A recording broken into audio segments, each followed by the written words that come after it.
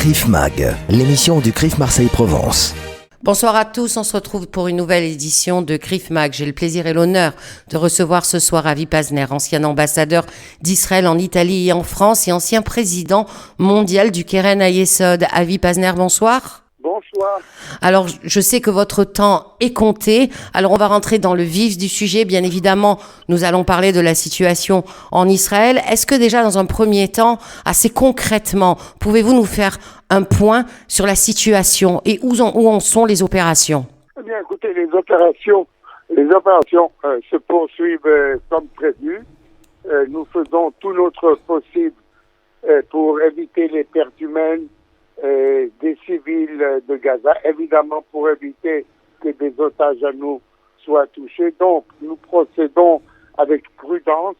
Cela va prendre un peu de temps, mais petit à petit, nous allons prendre en charge une grande partie de la bande de Gaza pour détruire les infrastructures du Hamas, détruire les capacités du Hamas. On aurait pu faire évidemment une guerre éclair, mais là, il y aurait eu beaucoup plus de victimes. Il y en a déjà trop comme ça. Il y aurait eu beaucoup plus de victimes. Et la critique internationale aurait été encore beaucoup plus grande.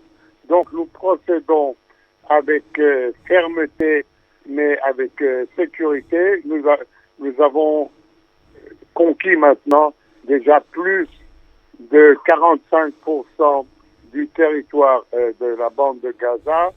Nous espérons conquérir jusqu'à 75% et ne laisser que de toutes petites enclaves, des enclaves humanitaires. Cela prendra du temps, mais c'est impératif si on veut se débarrasser en fin de compte du Hamas, car Israël ne veut pas vivre à côté d'un État Hamas terroriste à Gaza. Justement, les opérations ont commencé il y a déjà un petit moment, permettez-moi de vous le dire, et de vous demander finalement, au bout de tout ce temps, est-ce que le Hamas est réellement affaibli? En tout cas, il n'est pas éradiqué. Non, il n'est pas éradiqué. Et c'est pour ça que les opérations se poursuivent affaiblies, certainement, très affaiblies. Il est en désarroi, le Hamas.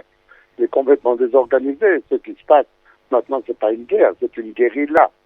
Contre des terroristes pour la plupart qui ne sont pas dans des cadres militaires. C'est une guérilla contre des individus ou contre des petits groupes.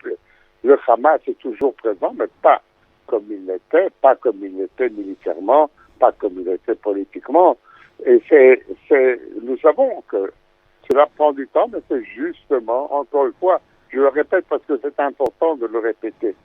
C'est pour éviter aussi les pertes civiles parmi la population de Gaza. Vous le savez, le Hamas se sert de cette population comme de bouclier humain et ça rend les opérations extrêmement difficiles. Et c'est pour ça que nous avançons avec prudence, mais nous avançons. Chaque jour, encore quelques kilomètres, chaque jour, encore quelques pourcentages, jusqu'à ce que nous arrivions à notre but. Alors justement, les pressions, il y en a, et il y en a une, j'aimerais avoir votre réaction, c'est face à l'initiative européenne qui vise à réexaminer les accords entre l'Union européenne et l'État hébreu. C'est quand même une première. C'est absolument une première. C'est une première inadmissible. Je sais que la France est pour, et d'autres pays sont pour. Mais vous savez, pour changer ou pour annuler ces accords, il faut l'unanimité au sein de l'Europe. Et ça, on n'a pas l'unanimité. Il y a au moins une dizaine de pays qui sont contre. Une dizaine de pays qui comprennent que c'est Israël qui est en première ligne du terrorisme, qui se bat aussi pour l'Europe.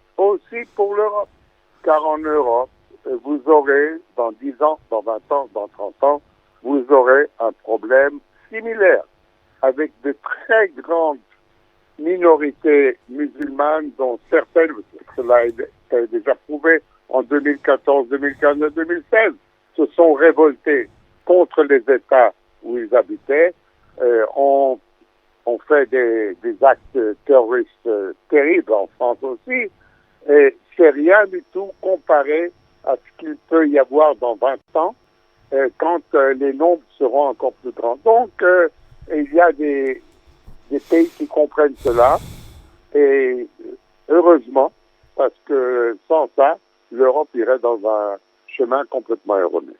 Alors vous avez été, je le disais en prémisse de cette interview, vous avez été ambassadeur d'Israël en France à Vipasner. Je me souviens de vous en tant qu'ambassadeur. Quel est votre sentiment face à la position française qui devient de plus en plus dure vis-à-vis d'Israël? Je suis très déçu par la position française. Très déçu. Très déçu par la position française. C'est vrai que au sud de mon temps, on avait des problèmes avec Jacques Chirac, qui était alors président, mais on se parlait, c'est-à-dire on essayait d'arranger les problèmes. J'ai l'impression qu'avec Macron, maintenant, c'est un dialogue de sourds.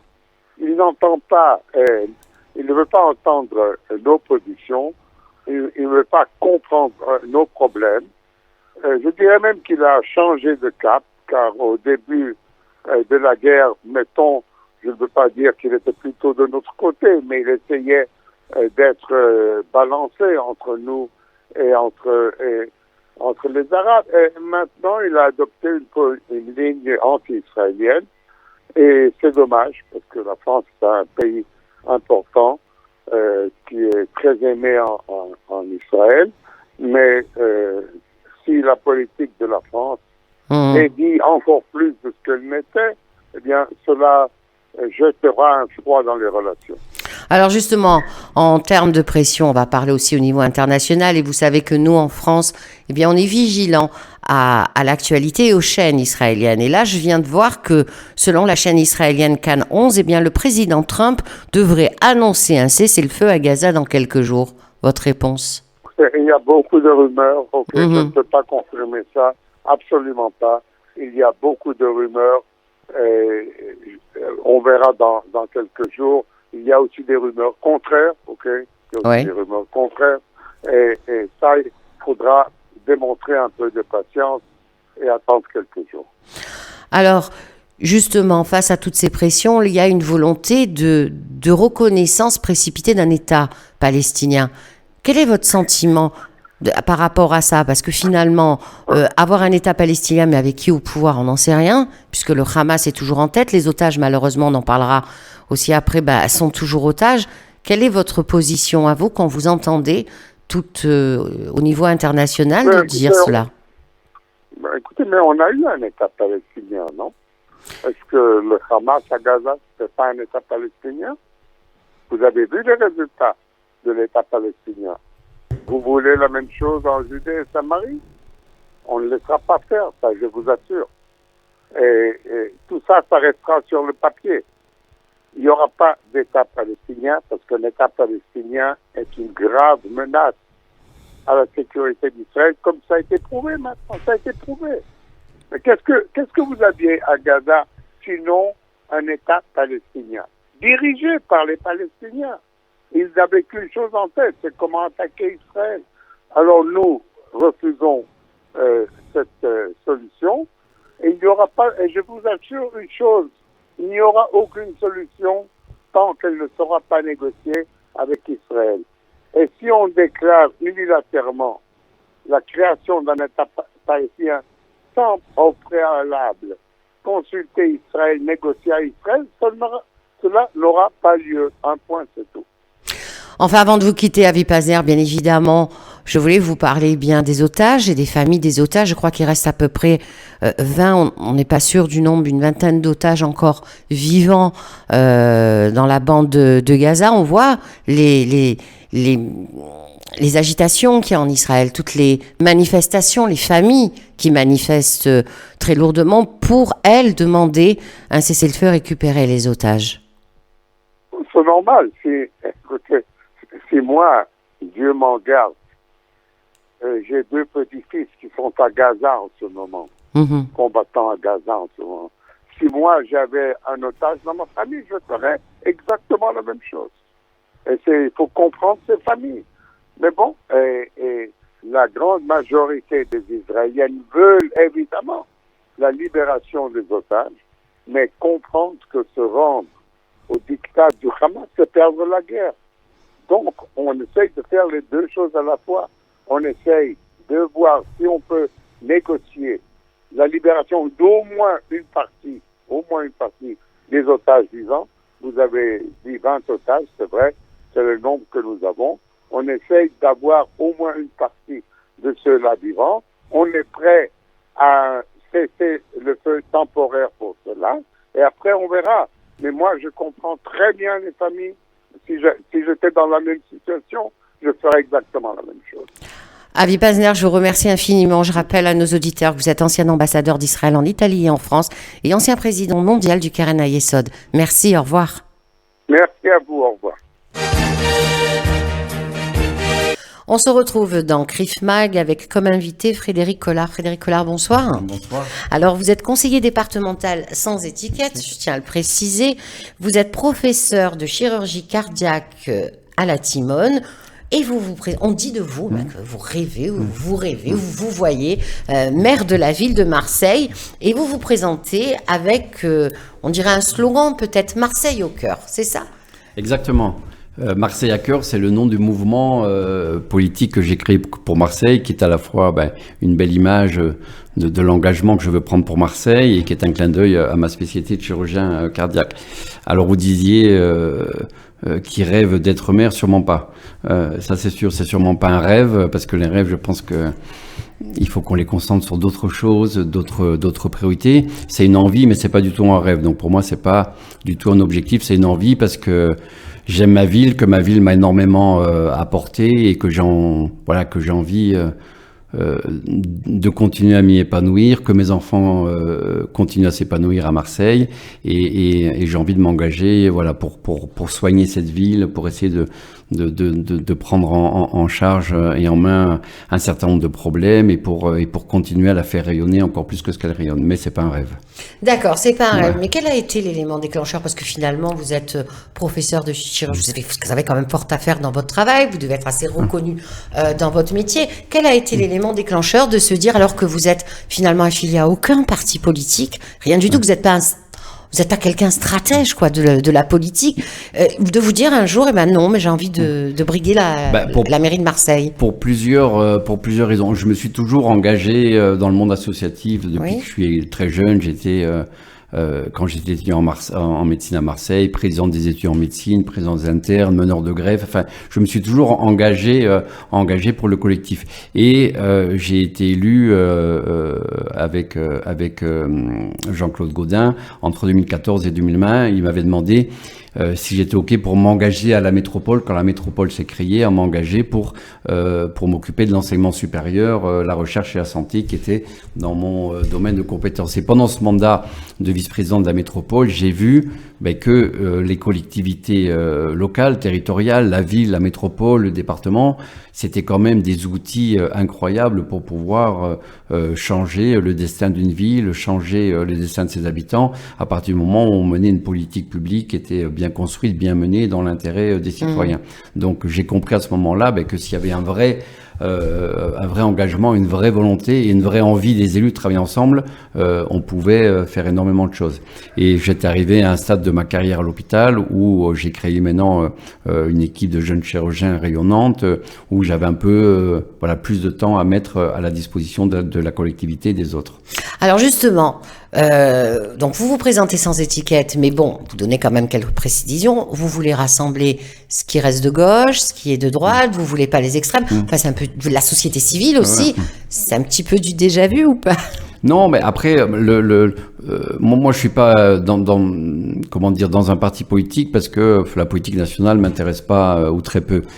Et j'estime que localement, une élection municipale, c'est quand même plus la rencontre des habitants avec une personnalité, avec une équipe et avec un projet qui à mon sens, doit transcender les partis politiques, comme j'ai dit, effectivement, en d'autres extrêmes, parce que le développement écologique, le logement, la sécurité, l'éducation. Tout ça, pour moi, c'est des thématiques qui n'appartiennent pas à un parti politique ou à un autre, et que globalement, à Marseille, moi, je rencontre des gens qui sont personnellement de tous bords politiques différents, qui ont la même envie, les mêmes aspirations pour la ville. Et je pense qu'un projet collectif, il doit pouvoir se construire dans un rassemblement qui peut aller au-delà des partis. Qu'est-ce qui serait prioritaire pour vous, pour Marseille 2027 ? Il y a plein de choses il y a plein de choses prioritaires. La première déjà, c'est de remettre en ordre les collectivités pour qu'elles travaillent ensemble, main dans la main, pour pouvoir prendre en main les différentes problématiques. Après, sur la rencontre que je fais avec les Marseillais depuis plusieurs années, ça fait 4 ans, excusez-moi, je coupe, que vous préparez. Voilà. Ça fait 4 ans que je rencontre, que je travaille, que je construis. Au jour d'aujourd'hui, il y a plusieurs problématiques qui sortent, celle de la sécurité et de l'incivilité quand même, en priorité pour beaucoup de Marseillais, quels que soient les secteurs de Marseille d'ailleurs. Et après, il y a d'autres problématiques comme le logement, comme l'éducation. Mais si on regarde bien, dans tous les domaines, que ça soit l'exigence environnementale, l'écologie, la culture, partout, il y a moyen de faire des belles choses, des grandes choses et d'améliorer les choses. Mais il faut savoir qu'il y a des problèmes qu'on peut essayer de régler à court terme ou à très court terme, et d'autres qui demanderont du temps, de la pédagogie, du travail, et il faut faire les choses pour nos enfants et pas parfois essayer de régler tous les problèmes à court terme. Alors justement, une problématique qui tient à cœur à la communauté juive, vous exprimez au sein de la radio juive de Marseille et notamment dans l'émission du CRIF Marseille-Provence, c'est la montée de l'antisémitisme. Alors malheureusement depuis quelques temps, elle est exponentielle. On ne va pas revenir sur les chiffres qui sont connus, mais c'est vrai qu'il y a un sentiment de malaise de la communauté qui est un petit peu craintive. C'est un sentiment national, mais c'est aussi un sentiment local. Qu'est-ce que vous avez envie de nous dire ? C'est sûr que c'est pas qu'un sentiment, parce que la situation géopolitique exacerbe les choses. Ce qui est scandaleux, moi je trouve, c'est que certains, j'allais dire responsables politiques, mais du coup le mot responsable convient pas. Peut-être certains irresponsables politiques attisent les haines, attisent les tensions, attisent les conflits qu'il peut y avoir. Mais je pense qu'on ne peut rien, et la force publique ne doit rien lâcher là-dessus sur l'antisémitisme et les autres formes pour lesquelles ça n'a pas de place dans la société. Et en tout cas, à Marseille comme ailleurs, tout le monde devrait parler d'une seule voix pour lutter contre l'antisémitisme. Mais c'est pas un sentiment. J'ai beaucoup d'amis de confession juive qui sont plus qu'inquiets, qui ressentent ça au quotidien, et c'est insupportable. Alors justement, et pour en revenir et pour conclure, dernière question, puisque vous avez encore du temps, je pense pas trop quand même, c'est dans un an les élections municipales. Vous réagissez comment? Vous faites des rencontres publiques, vous travaillez par incubateur, par projet, comment vous faites? Il y a plusieurs choses. Je fais des réunions publiques, j'en ai fait une très grande pour lancer un peu le mouvement en septembre dernier, où il y avait plus de 1000 personnes au Dock des Suds, et depuis lors je fais des tournées secteur par secteur. La prochaine est prévue le 24 juin, c'est un mardi, dans le 10e arrondissement. D'accord, de Marseille. C'est ouvert à tout le monde, j'imagine. Ah oui, bien évidemment, c'est ouvert à tout le monde, c'est relayé sur les réseaux sociaux. Et c'est participatif. C'est participatif. Après, sur les réunions un peu plus petites, j'essaye d'avoir une jauge qui est pas trop élevée, parce qu'au-delà de 200 personnes, c'est difficile d'échanger avec la salle, que les gens puissent poser des questions, qu'on puisse répondre sur les différentes thématiques. Donc on essaie de limiter la jauge à 200 pour les réunions. Et après, j'ai également un groupe qui travaille sur le projet, où il y a à peu près 130 personnes qui travaillent thématique par thématique sur le projet, à la fois un mélange d'experts dans leur domaine et de citoyens qui se sont volontairement inscrits sur le site de Marseille à Cœur pour participer à ces réunions de travail. Je vous remercie infiniment, Frédéric Collard. Merci pour votre accueil. Et je pense qu'on aura l'occasion bien de se revoir, en tout cas d'entendre parler de vous. J'espère. Merci, au revoir. Merci.